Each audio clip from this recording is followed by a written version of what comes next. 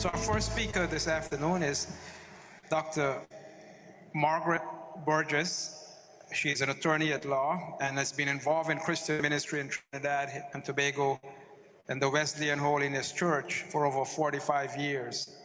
And Margaret has served in various capacities here in the District Board of Administration, District Board of Ministerial Standing, Sunday School Youth Ministry, and we are delighted to have her here, and her specialty is that she's going to be talking to us about child protection.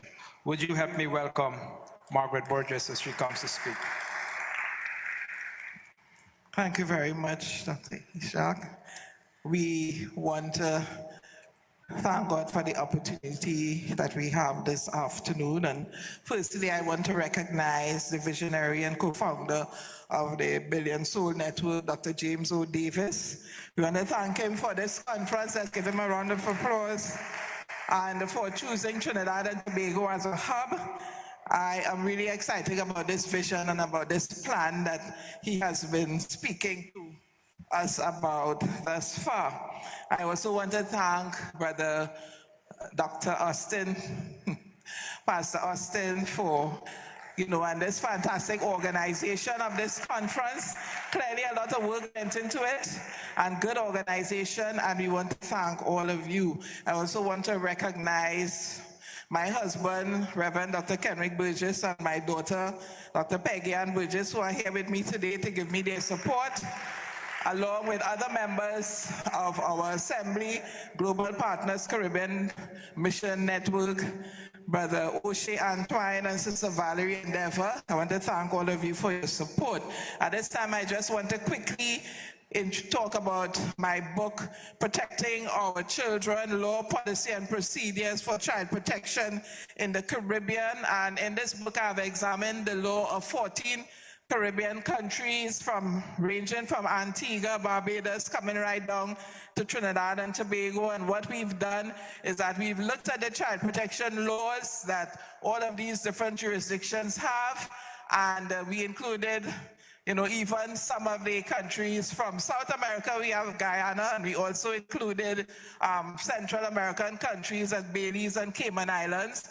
We've looked at the laws and designed a child protection policy for protection of children for organizations. And we also include a section on parenting for effective child protection, as well as the role of the church and the responsibilities of the church for child protection. So this is a book that you must have. You can check us out at our book table. It's coming soon, perhaps most likely by the middle of next month. You can place your pre-orders. If you place your pre-orders today, you'd get it at a special price of $350 if you order today. After that, then you'll have to pay the full price. But we want you to make sure that you get this book, because it is a response to the situation that we have in our country and globally. And then we've also formed a network foundation, Global Child Protection Foundation, which provides training workshops for implementation of the policy, as well as parenting workshops and also safety training for children, because the children need to know how to keep themselves safe, because this is a situation that is really, really very serious. This afternoon, I am speaking to you on the topic, Protecting Our Children. How can the church effectively evangelize a hurting generation? And our text is taken from Matthew chapter 18, verse 6 to 7, where Jesus said, and Jesus was very passionate about the children, and he said, if whoso shall offend one of these little ones which believe in me, it were better for him that a millstone were hanged about his neck and that he were drowned in the depths of the sea. And in verse 7, he said, woe to Woe unto the world because of the offenses, for it must needs be that offenses will come. But woe unto that man by whom the offense cometh.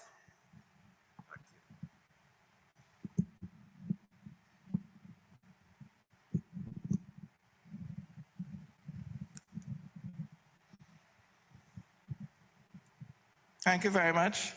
And then he went on in verses 18, chapter 18, verses 15 to 17 to say, moreover, if thy brother shall trespass against thee, go and tell him his fault between him and thee alone.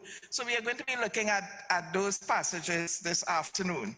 But the question that we are looking at, how can we effectively evangelize a hurting generation? Today, most of all, I give honor unto God, our Father, who has put his plan of salvation in place. And this is a plan that we've been talking about, sharing it with the world so that they too can be saved in the name of Jesus. And I'll be considering three areas: the incidence of child maltreatment, and we take a quick global snapshot, the impact of child maltreatment on the child, and the implications for the church.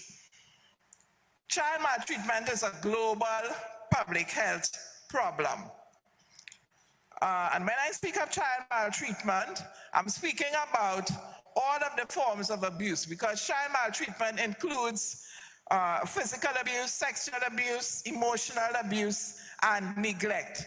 And millions of children around the world are affected by this scourge every year.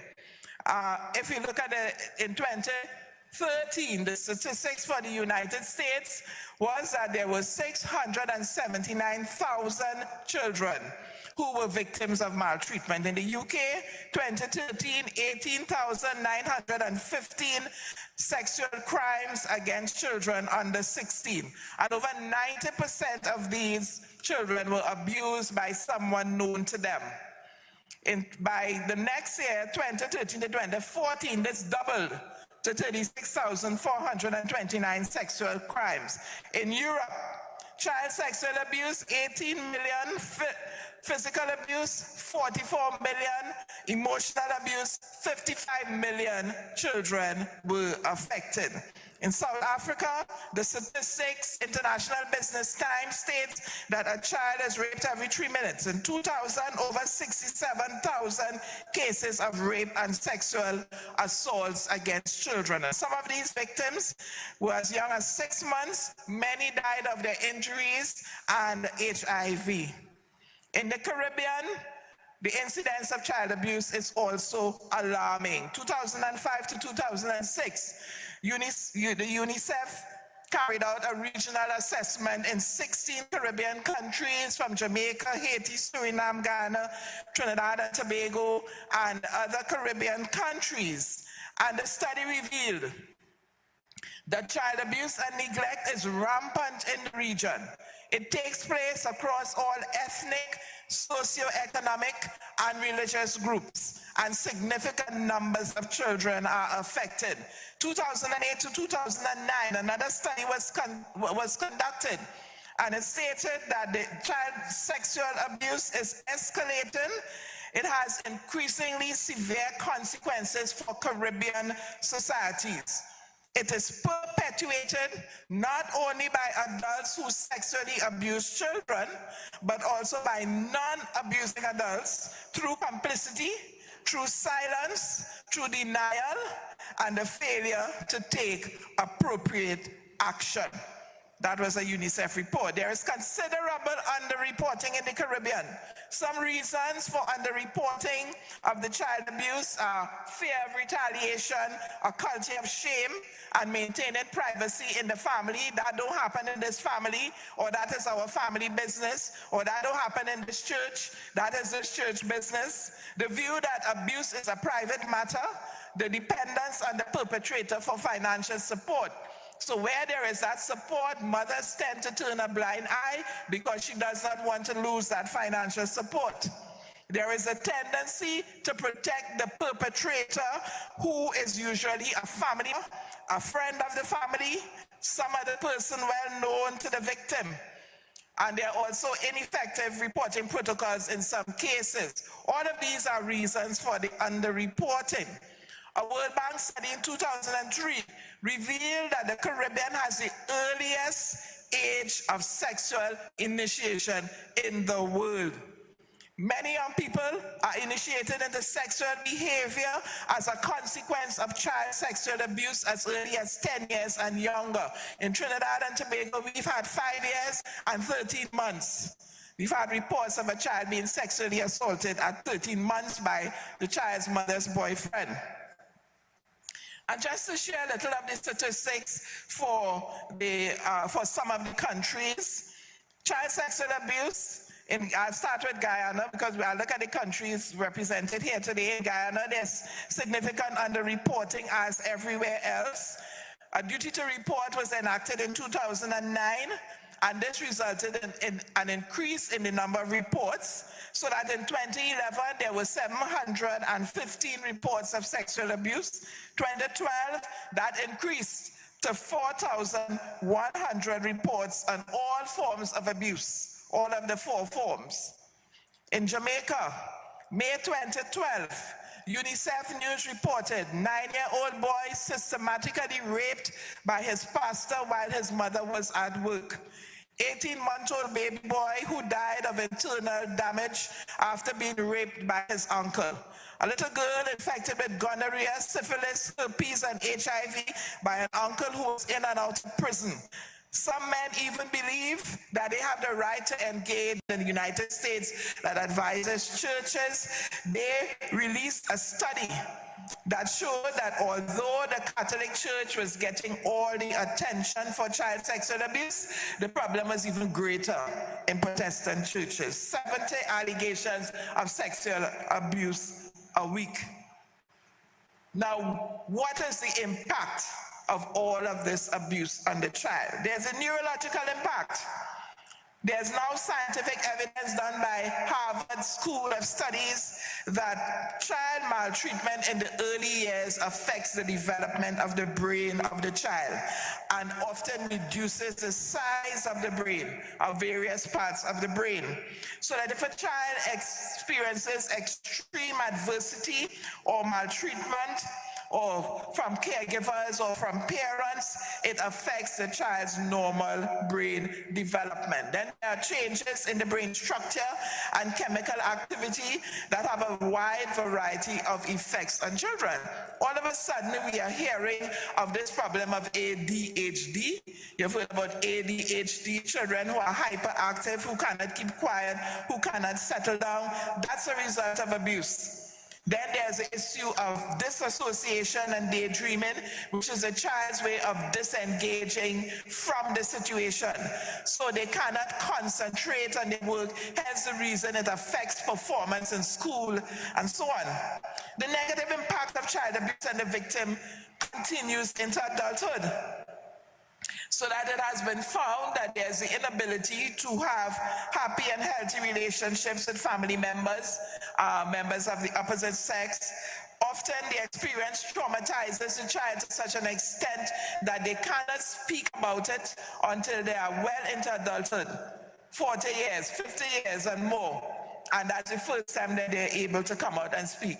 Many victims suffer from denial and convince themselves that the incident never happened, or they repress the memory to near totality. Some tend to be attracted to persons who are abusers and find themselves in relationships that are abusive, or some become abusers themselves. Hurting people hurt people. The reality is that the incident just does not go away from the mind of a child. Even though a child may appear to be normal, that's not so. It does not really go away from the mind. Child abuse, particularly child sexual abuse, is traumatic. Its effect stays for a lifetime and affects the way that children develop relationally, mentally, and emotionally.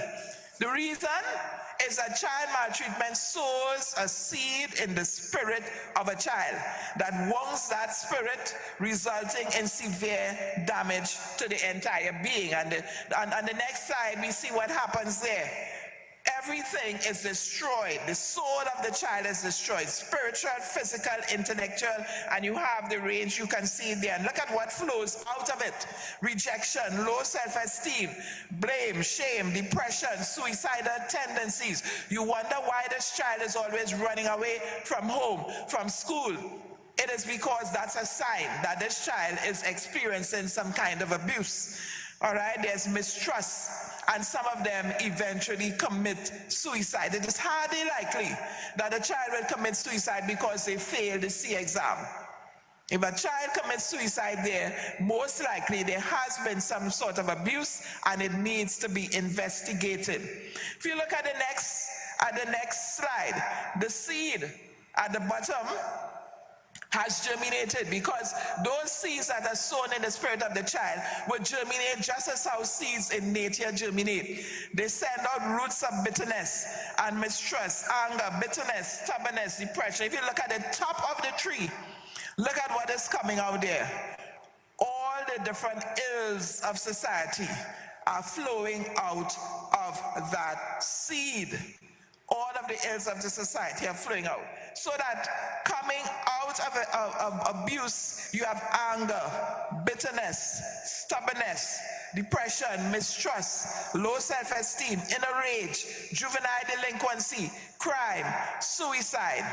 Child abuse is the root cause of crime, destruction of families, and ultimately society. And yesterday, Dr. Smith was saying that something went wrong because of all the murder. That is what went wrong. It is a reflection of the amount of abuse that is happening in the societies. All of the crime. Now Trinidad and Tobago and a lot of our Caribbean countries, as we heard yesterday, is collapsing under the weight of murder, under the weight of crime, under the weight. Soon we wouldn't have enough young men around because they're all being killed and shot and so on.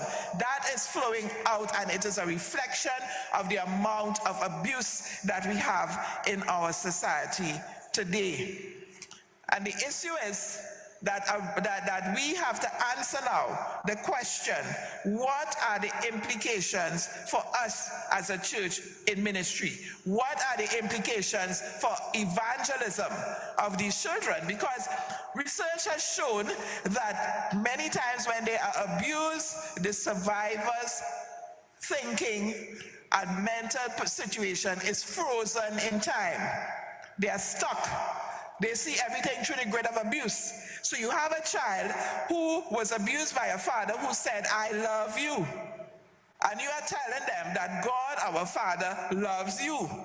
So they are interpreting it through the grid of abuse. Hence the reason why it has been found that many times while they are able to give mental assent to the word and to the truth, they often have difficulty believing and receiving the word of God, the word of love, because everything is being interpreted through that grid of abuse. So that the issue is, we as a church have to understand that.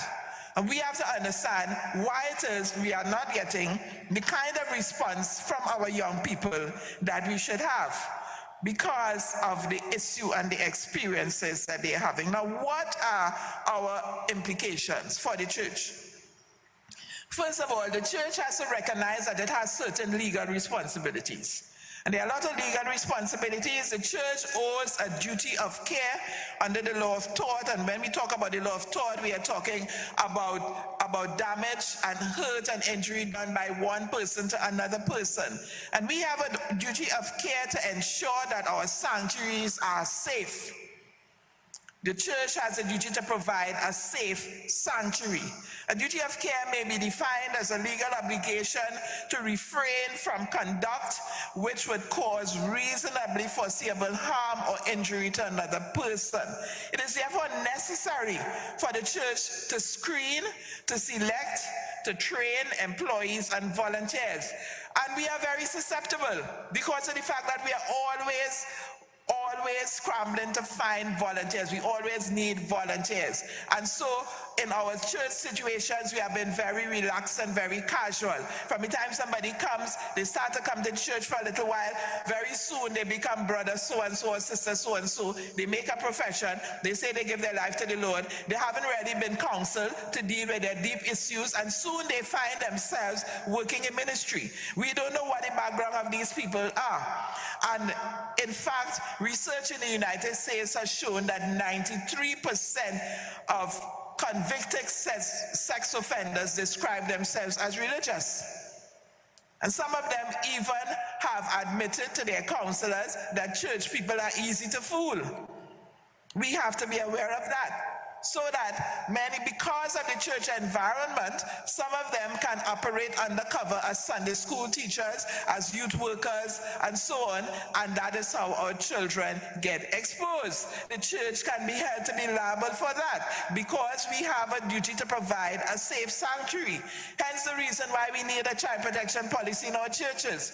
God has been good to us in the past that we have not been sued, because things happen in our churches, and you always hear stories about abuse and children being abused by church leaders, sometimes by pastors, by different people. Yes, but in our environment, people are becoming more aware of their legal rights, and whereas in the past we haven't really been suing churches much, more and more lawsuits are being made, and we have to be aware of that. Now, church leaders also have a legal duty to report child abuse. And in our jurisdiction, the duty is to report child sexual abuse. Section 31 of the Sexual Offences Act of Trinidad and Tobago mandates parents, guardians, and anyone who has custody of a child or temporary custody of a child for a special purpose to report any suspicion of child sexual abuse.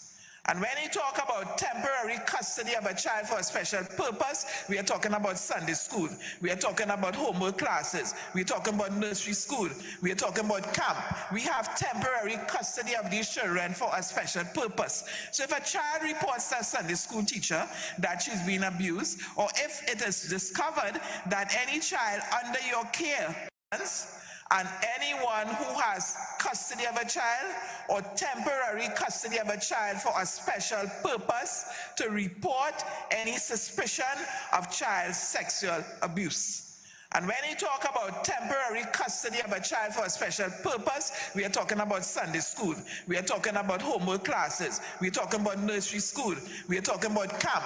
We have temporary custody of these children for a special purpose. So if a child reports to a Sunday school teacher that she's been abused, or if it is discovered that any child under your care is being abused, you have a legal duty to report. And you had better report, because there are consequences for not reporting. $15,000 or 7 years imprisonment or both. Yes, so we have a duty to report. In cases of pastoral counseling, because we like to say that it's confidential, well, I have news for you. Anything concerning child abuse is an exception to the confidentiality rule in counseling. So you cannot get away by saying that it was confidential. Child sexual abuse is a criminal offense. It is a criminal offense, and therefore it means that it is an all criminal offenses are offenses against the state, and they must be handled by the state. The next thing is that only a reasonable suspicion is required to make a report. Sometimes we tend to feel that we have to have evidence, and sometimes in church we tend to feel that we have to investigate first to see if it is true and to see whatever. When the church gets involved in doing that, what we are doing is tainting the evidence and causing the evidence to be lost. There is no requirement under the law for you to investigate a matter first before it is reported. The first thing that you are required to do is to report. And you leave the investigation up to people, the investigators, and the state authorities who are trained to carry out investigations and find out more in the matter. It may or may not be true. The report that the child makes may or may not be true. But you know what? The research has shown that only in 1.5% of the time a child may be lying about abuse. It means that in the 98% right? Over 98% of the times, the child is correct. So you have a duty to rule. Those are your legal duties. You also have biblical duties.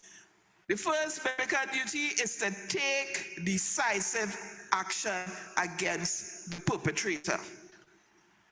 We must follow the scriptural injunction given by Jesus Christ to provide a safe, nurturing environment for our children. In 1 Samuel 2, we read the account of Eli. Eli's sons were abusing the young woman who came to the church. Eli knew about it. He spoke to his sons about it. He grieved, but what? He did nothing. Likewise in the church today, we are hearing about it. We are grieving, but doing nothing.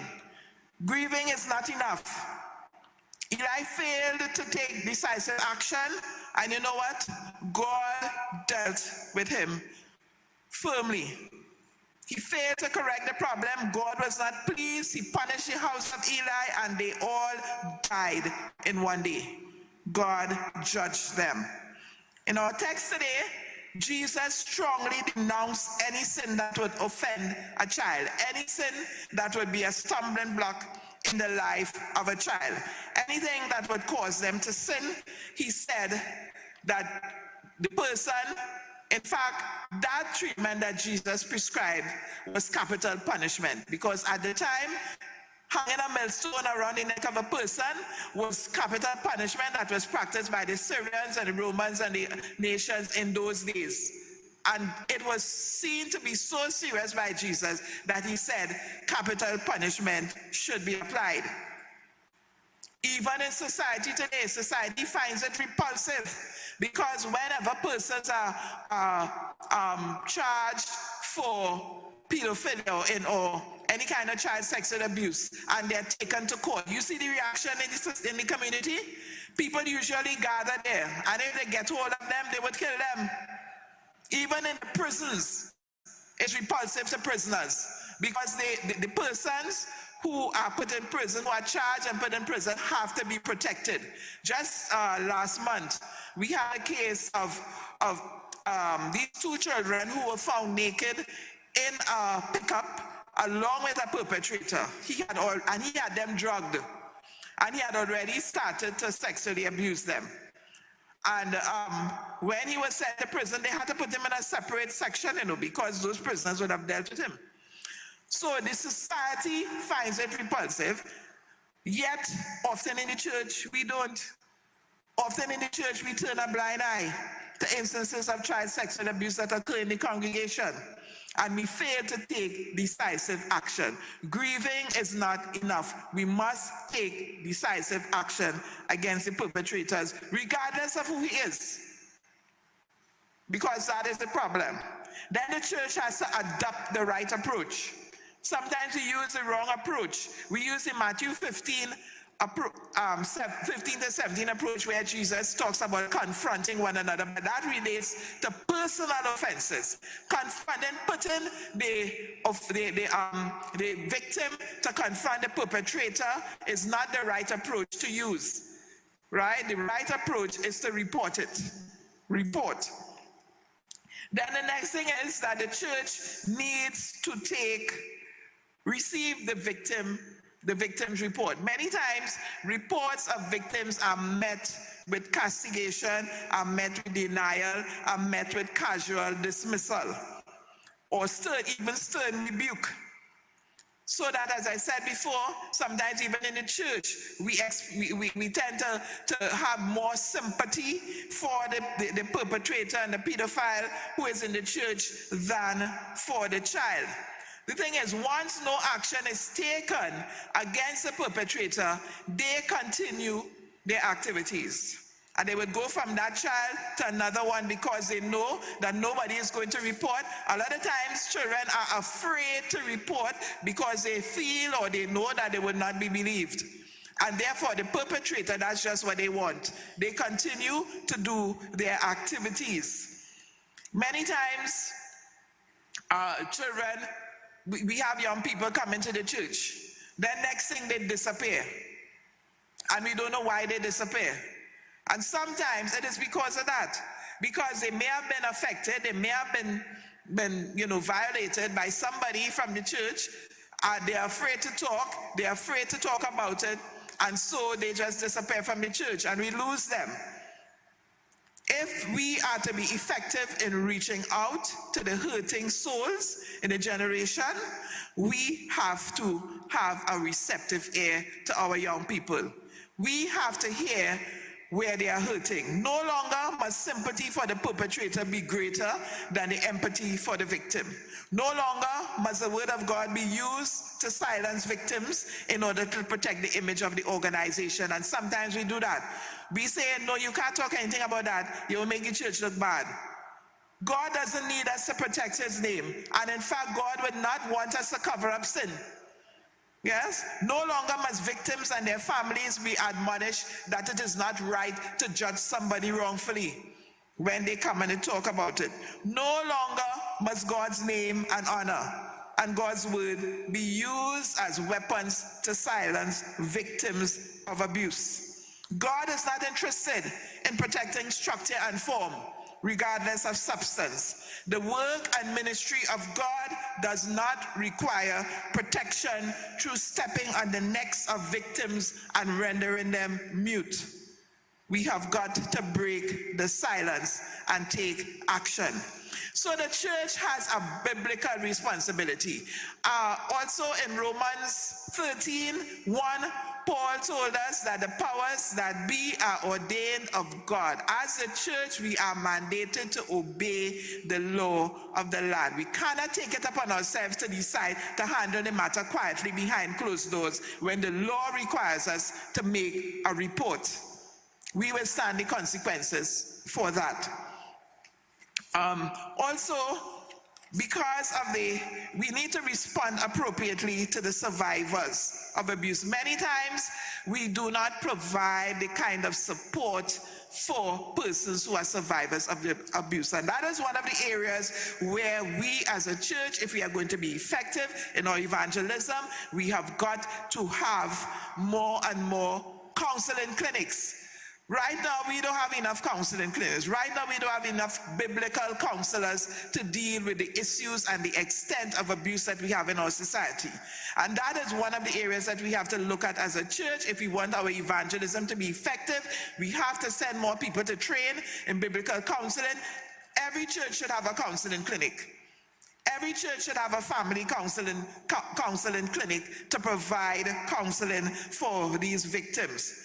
The church also has to invest in our children and our young people to provide facilities for their protection. We've got to place greater emphasis on healing and deliverance of our young people. We've got to place greater emphasis on spending time listening to their problems and getting into the community and helping.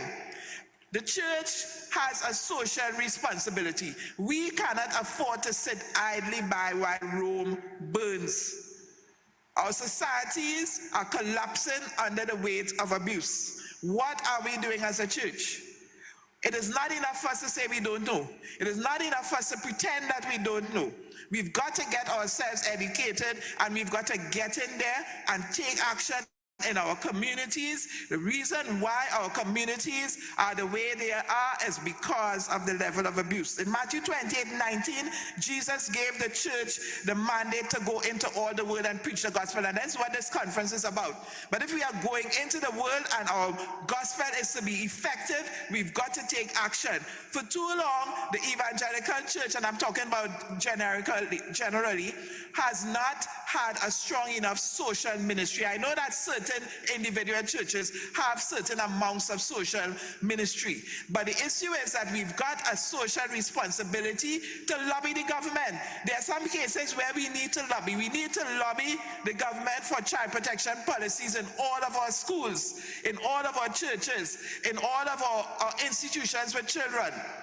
Right now, I was speaking to someone this week, and she told me that she was looking for early childhood ECC nursery to send her grandchild to. And she said she cried when she saw the kinds of conditions under which ECCs and nurseries were being set up. Nothing in place, no regulation. Right now, our nurseries and ECC schools are largely unregulated. They're held all over the place, and the persons who are running them have no clue. That baby that died sometime in South, they didn't know that they didn't put the child to sleep in the right way that it should be done, because they are not trained. The role of the church is to get in there, lobby the government to bring legislation and to pass legislation to ensure that there are policies in place to protect our children. So we need to do that. We need to set up counseling, parenting workshops in our churches and in our communities. Then another thing is the churches need to have, care centers, after school care, because one of the things the Children Authority found is that a lot of times child abuse occurs and it increases in the vacation period when the children are unsupervised, or after school when they are unsupervised. So churches can set up care centers with carefully trained people, with policies well regulated to help in the community with the issue. Then we also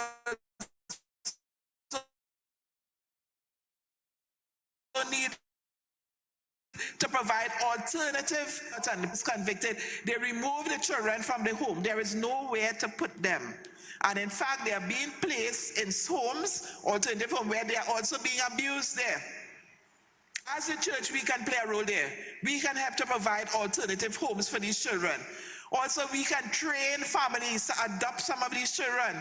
That is an area of mystery. That is a means of evangelizing as well. Meeting these children as families, helping to reach out to them as well. So that all of these are some of the ways that we as a church can help to facilitate the evangelization of our young people and as our society. I pray that the Lord will help us as a church to wake up and recognize what we need to do and help us to get in there. We need to get off the fence. We need to speak out. Everybody else is speaking out. There was the issue of child marriage that was a big issue in the society recently, and everybody was talking. Did we talk? Did we make a statement as a church on that? But anyway, that's another issue. But today I want to encourage us all to get up, get involved. These are the children that Jesus died for, and Jesus is passionate. If we are going to win them, if we are going to evangelize them effectively, we have got to take decisive action, get in as a church, and make a difference. Left, right, left, say we moving on together. Take we instructions from the Savior. Yeah, we taking the gospel around the world, Left, right, left, we moving left, right, round the world. Left, right, left, we marching left, right, taking it round the world. Taking the gospel round and around the world, round and